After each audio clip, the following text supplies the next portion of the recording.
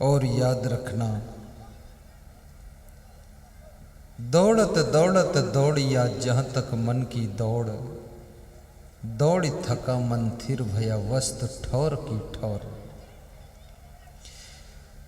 जिस शांति और सुख को पाने के लिए तुम सुबह से लेकर शाम तक दौड़ते हो,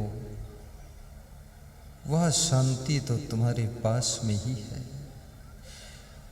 मोह को कहाँ ढूंढो बंदे, मैं तो तेरे पास में। भगवान को कभी तुम पहाड़ों में ढूंढते हो, कभी जंगलों में, कभी कंदराओं में, कभी गुफाओं में, कभी मंदिरों में, कभी नदियों के किनारे भगवान की तलाश करते हो। लेकिन जिसे तुम ढूंढ रहे हो बाहर, वो तुम्हारे भीतर छुपा हुआ है। क्या ढूंढ रहे बन बन, वो घट घट में समाया है। तेरे भीतर मेरे भीतर उसकी ही तो छाया है, उसकी ही तो छाया है।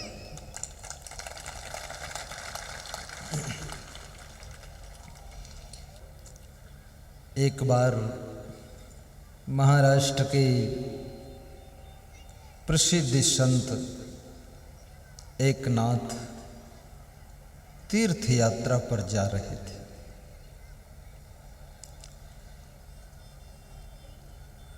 उनके साथ में संतों की मंडली थी। महाराष्ट्र संतों का प्रदेश। महाराष्ट्र में बहुत बड़े बड़े संत हो चुके हैं। संत एकनाथ विवेकवान संत थे। अपने अपने पात्र में सुराही में गंगा जल भरकर रामेश्वरम नाथ को अर्पित करने जा रहे थे। एक श्रद्धा की बात होती है, बाकी रामेश्वरम नाथ तो आपके जल को पी करके क्या तृप्त होंगे, वो तो सदैव तृप्त ही रहते हैं। लेकिन हमारी श्रद्धा है तो हम उनको जल अर्पित करते हैं। तो रामेश्वरम नाथ का मंदिर थोड़ी दूर शेष रह गया। सड़क किनारे गड्ढे में एक गधा प्यासा पड़ा हुआ था, तड़फ रहा था। संत एकनाथ ने अपने पात्र का गंगा जल उस गधे को पिला दिया कि तुम पी लो। रामेश्वरम नाथ को पिलाने वाले तो अनेक नाथ हैं, पर गधे नाथ को पिलाने वाला तो केवल संत एक नाथ है। पी लो गधे नाथ। गधे को पानी पिला दिया। भगवान के लिए जो जल अर्पित करने जा रहे थे रामेश्वरम नाथ के लिए, वो गधे नाथ को पिला दिया। तो बाकी संत सब नाराज हो गए। बोले इतना तुम्हारे पास बुद्धि नहीं है, ये भगवान का अपमान है। जो जल भगवान के लिए था वो इस गधे को पिलाने की क्या जरूरत है। आइंदा मेरी टोली में मत आना। तो संत एकनाथ ने कहा इतना नाराज मत हो, शायद मेरी पूजा स्वीकार हो जाएगी और तुम्हारी पूजा में संदेह हो सकता है। रामेश्वरम नाथ के मंदिर में जब पहुंचे, संत एकनाथ भी लाइन में लगे हैं। उनकी टोली के संत ज्ञानेश्वर भी लाइन में हैं। संत एक एक करके अपना अपना गंगा जल अर्पित करते हैं। भगवान रामेश्वर को चढ़ाते हैं जल। जब संत एकनाथ पहुंचे वहां, तो उन्होंने वहीं का जल भर लिया और वहीं अर्पित कर दिया। तो रामेश्वरम नाथ के सामने जब संत एकनाथ पहुंचे तो आकाशवाणी हुई कि संत एकनाथ तुम यहाँ क्यों आए हो? तुमको तो गधे के रूप में दर्शन मैंने 10 किलोमीटर दूर ही दे दिया था, और तुमने मेरी सेवा कर दिया। वो गधा गधा नहीं था, वो रामेश्वरम नाथ का रूप था। बोले गधे तो ये हैं जो गधे में रामेश्वरम नाथ को देख नहीं पाते हैं, वो वास्तव में गधे हैं। और जिनको गधे में रामेश्वरम नाथ दिखाई दे गया वह तो रामेश्वरम नाथ के परम भक्त हैं।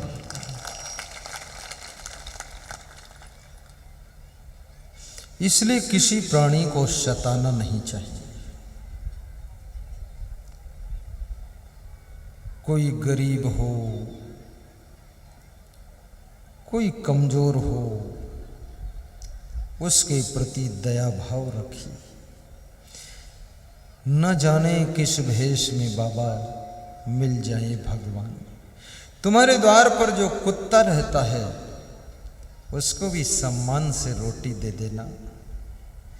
अगर नहीं देने की इच्छा है तो उसको विदा कर देना, लेकिन रोज अपमान न करना। तुम्हारे द्वार पर जो गाय बंधी है समय पर उसको पानी पिलाइए और कभी कभी उसे स्नान भी कराइए। और कभी आपके घर में पूड़ियाँ बने तो एक पूड़ी गौ माता को भी खिला देना। आपके द्वार पर बंधा हुआ पशु भी न जाने किस रूप में आपके यहाँ आया है। ये भी हो सकता है आपकी माँ की आत्मा, आपके पिता की आत्मा आपके घर में पशु के रूप में आ गई हो। उनका उस घर से मोह नहीं टूटा और कुछ कर्म बिगड़ गए तो पशु बनकर भी आ सकते हैं। सेठ महिष दत्त की जब मृत्यु हो रही थी, उन्होंने अपने बेटे को बुलाकर कहा कि बेटा, जब मेरी वर्षी मनाई जाएगी 1 वर्ष के बाद, तो मेरी वर्षी के उपलक्ष्य में एक भैंसे का बलिदान कर देना। ऐसा बोलकर वो मर गए। बेटे ने 1 वर्ष के बाद वर्षी नहीं मना सका, 3 वर्ष के बाद वर्षी मनाई और एक भैंसे की बलि किया। नया नया पाड़ा था और बलि करके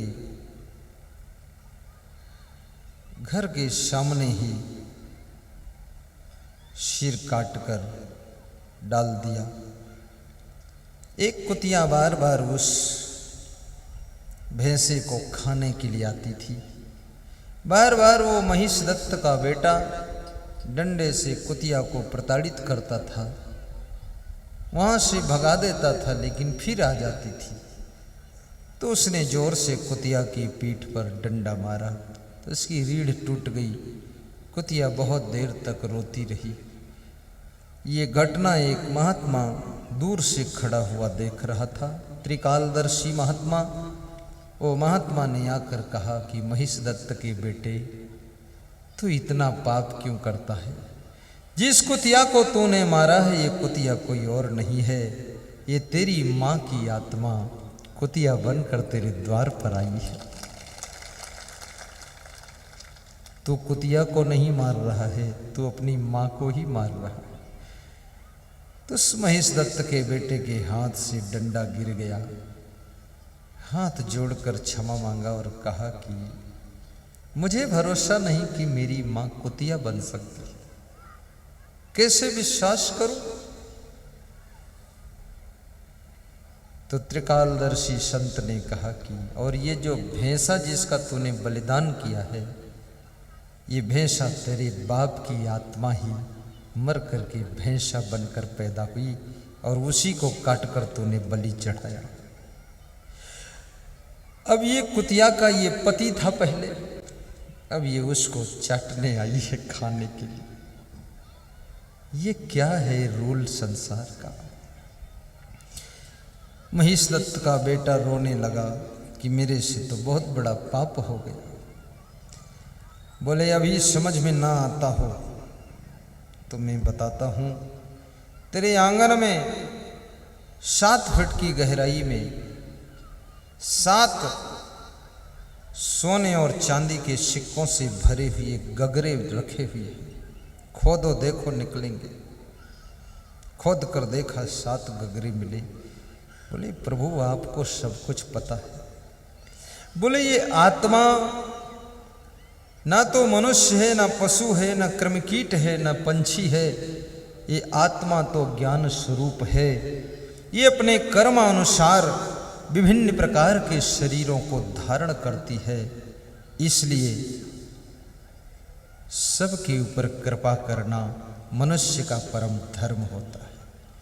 और मनुष्य एक ऐसा प्राणी है जो बहुत बुद्धिमान है। ये अगर ठान ले तो सृष्टि के सभी प्राणियों को विनष्ट कर सकता है, और यदि ये संकल्प ले ले तो सबकी रक्षा भी करता है। और मनुष्य ये जितना आर्टिफिशियल चमत्कार दिखाई दे रहा है, ये सब मनुष्य की बुद्धि का ही परिणाम है। चौड़ी चौड़ी जगमगाती हुई रोडें, इतना बिजली की लाइट, सुंदर गाड़ियाँ, वीडियो कैमरे, ये मोबाइल, ये सब मनुष्य की खोज है। मनुष्य कोई साधारण प्राणी नहीं है। तो ये आत्मा में परमात्मा का रूप छिपा हुआ है। तुलसीदास कहते हैं, घट में है सूझे नहीं, लानत ऐसी जिंद, तुलसी या संसार को भयो मोतिया बिंद। आप यदि अपने बूढ़े पिताजी की सेवा करते हैं, बूढ़ी माँ की सेवा हंस हंस कर करते हैं, बूढ़े सास ससुर की सेवा आप मुस्करा कर करते हैं, भले आप तीर्थ यात्रा में जाएं न जाएं, लेकिन आपको सभी तीर्थों में स्नान का फल घर बैठे ही प्राप्त हो सकता है। घर बैठे ही प्राप्त हो सकता है। और जिस सत्संग में आज आप बैठे हो, ये सत्संग भी तीर्थों का फल देता है। रामचरितमानस में बाबा तुलसीदास ने कहा है, मुदो मंगलमय संत समाजू, जो जग जंगम तीरथ राजू। ये संतों का सत्संग जो है, ये चलता फिरता प्रयागराज है। 3 दिन के लिए खोरी धामनिया में ये प्रयागराज आया है। अब रतलाम जिले में 8 और 9 2 दिन के लिए प्रयागराज पहुंचे। और इस प्रयागराज में जिसने श्रद्धा से डुबकी लगा लिया, इसमें कैसे स्नान करोगे? तुम्हारे कपड़े तो नहीं भीगेंगे, न शरीर भीगेगा, लेकिन तुम्हारी आत्मा भीग जाएगी। प्रेम की गंगा में स्नान होगी, ज्ञान की गंगा में स्नान होगी। ज्ञान गंगा में प्यारे नहाते चलो, प्रेम की गंगा बहाते चलो, प्रेम की गंगा बहाते चलो, प्रेम की गंगा बहाते चलो, प्रेम की गंगा बहाते चलो, ज्योति से ज्योति जलाते चलो, ज्योति से ज्योति जलाते चलो, परलोक की पूंजी कमाते चलो, परलोक की पूंजी कमाते चलो, ज्ञान की गंगा नहाते चलो, ज्ञान की गंगा नहाते चलो, प्रेम की गंगा बहाते चलो, प्रेम की गंगा बहाते चलो, ज्योति से ज्योति जलाते चलो, ज्योति से ज्योति जलाते चलो, परलोक की पूंजी कमाते चलो, परलोक की पूंजी कमाते चलो। बोलिए सद्गुरु भगवान की जय। आज घर घर में प्रेम की गंगा सूख चुकी है, और याद रखना प्रेम विहीन घर अशांति को जन्म देता है। आपका घर राजमहल हो या ताजमहल हो या सोने का महल हो, लेकिन यदि उसमें तुम क्रोध करके रहोगे तो आपको शांति नहीं मिलेगी। और ये भी याद रखना, घर के जितने मेंबर्स हैं सब बराबर समझ के नहीं होते, सबका बराबर स्वभाव नहीं है, बराबर सोच नहीं है, और सबके पास में उतना ज्ञान भी नहीं है। कुछ तो सदस्य ऐसे भी घर में होते हैं जो खाने और सोने का ही धंधा करते हैं, खाते हैं और सोते हैं, कोई परवाह नहीं। जब जागते हैं तो माता पिता से कहते वाह वाह वाह वाह, तो माता पिता कहते कुछ परवाह है? बोले लापरवाह लापरवाह।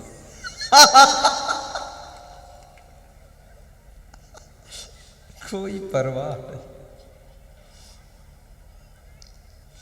और कुछ घर के सदस्य ऐसे होते हैं जिनको भोजन भले कम मिले, सोने को कम मिले, लेकिन कपड़े ऐसे मिलने चाहिए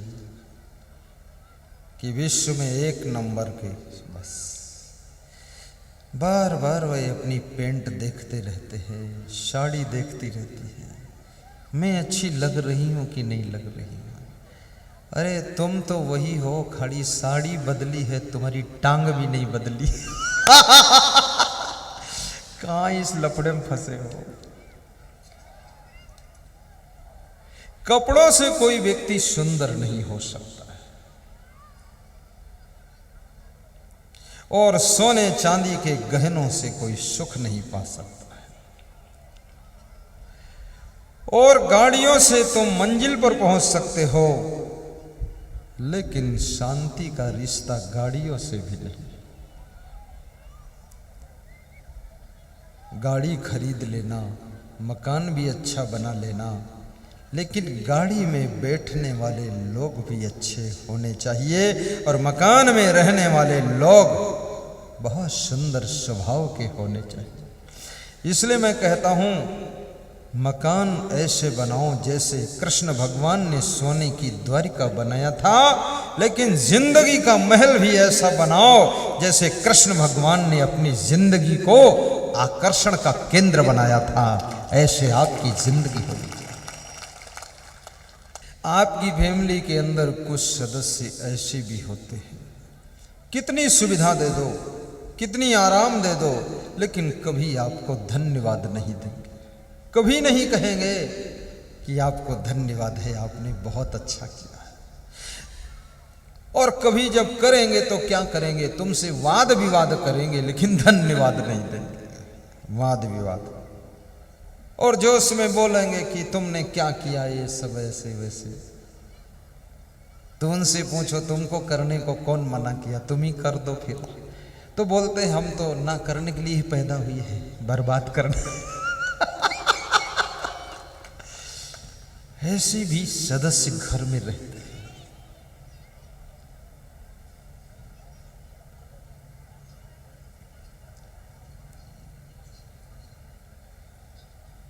गलती करने वालों को कभी कभी क्षमा कर देना, कभी कभी थोड़ा सा समझा देना, और गलती करने वालों को कभी कभी डांट भी देना और कभी कभी थोड़ा दंड भी देना और कभी कभी भगवान से प्रार्थना करना, ये दुष्ट मेरे यहाँ क्यों पैदा हुआ है। तो भगवान आकाशवाणी करेगा कि तेरे यहाँ केवल नहीं, एक एक दुष्ट में सबके घर पैदा करता हूं। आप गौर से झांक कर देखो, सबके घरों में एक एक दुष्ट तो होगा ही, और जो ज्यादा भाग्यशाली उनके घर में 3-3 दुष्ट है।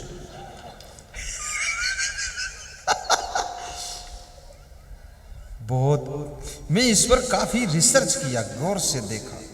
सब सुख है, तुम्हारी पत्नी अच्छी, पति अच्छा, बेटा अच्छा, और ससुर अच्छा, सासू अच्छी, सब अच्छे, तो आपकी लाड़ी ऐसे आएगी। बिल्कुल तुम सोचोगे लाड़ी आ रही है, वो भैंस की पाड़ी आ रही है।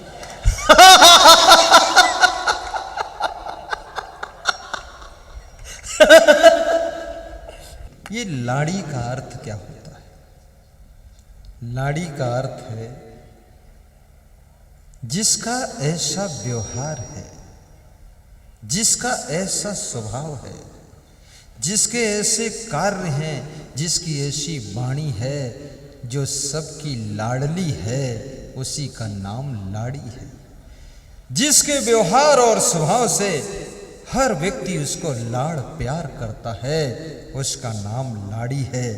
लेकिन इस कलयुग की कितनी लाड़ियां, वो लाड़ी नहीं है, वो पूरा लड़ाई है, बहुत खतरनाक है, आतंकवादी हमला है। सासू को बेहोश कर देती है। मैं मैनपुरी में था, सत्संग कर रहा था 2 साल पहले, तो एक सास ससुर आई, बोले मेरी लाड़ी ने तो हमको ठिकाने लगा दिया। तो हमने कहा ये तो बहुत सौभाग्य की बात है, कम से कम बुढ़ापे में ठिकाने लग तो गई तू। बोले अब तो मैं लाड़ी से बोलने में भी डरती हूं। मैंने कहा अभी क्या है, थोड़े दिन बाद देखने में डरोगे। सभी लाड़ियों से निवेदन है कि अपने सास ससुर, अपने पति के साथ फूल जैसा सुंदर कोमल व्यवहार करना। आपका पति यदि थोड़ा कठोर है तो तुम सहन शक्ति बढ़ा लेना, और आपका ससुर हिटलर स्वभाव का है तो बहुत सावधान होकर उसके साथ व्यवहार करना। और आपकी सासू यदि नागिन रूप है, खतरनाक,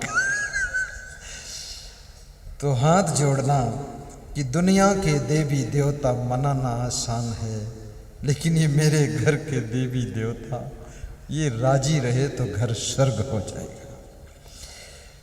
और सासुओं से भी निवेदन है, अपनी लाड़ी को थोड़ा क्षमा करके रखना। अपने ढंग से पूरा पूरा चलाने की कोशिश मत करना, क्योंकि तुम ओल्ड मॉडल हो, लेटेस्ट मॉडल है, तुम्हारा उसका मॉडल ही मेल नहीं खाता। हाँ, समझना थोड़ा, लेकिन थोड़ा समता ले ले।